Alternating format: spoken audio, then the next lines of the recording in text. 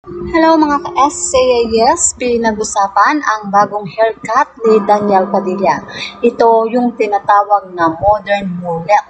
At ang nagcut ng hair niya ay ang celebrity stylist na si June Parcero.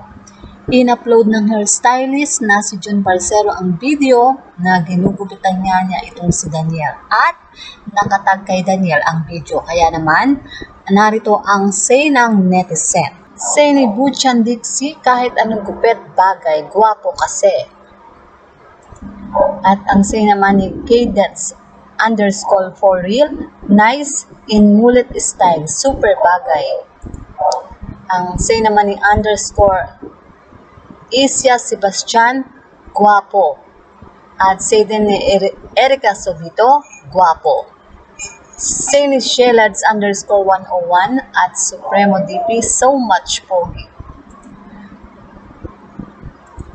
At say pa ni Precious_an1920, ganyan talaga kapag gwapo, kahit anong gupit bagay sa kanya. Tama naman, na kahit anong gupit nga dito kay Daniel ay talagang bumabagay. Siya kasi yung gwapo na walang angulo. At itong gupit na ito ay ginawa para nga sa teleserye niya na Incognito, kung saan ay nag-trending naman nang ipakita na ng ABS-CBN ang teaser nito. Sa nasabing teaser, ipinakilala ang mga kasama ni Daniel Padilla na sina Richard Gutierrez, Baron Geisler, Kyle Estrada, Ian Veneracion, and the breakthrough tandem Maris Racal and Anthony Jennings.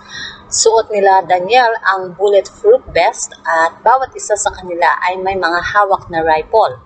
Ito nga ang comeback project ni Daniel Padilla matapos mapanood siya sa Too Good to Be True.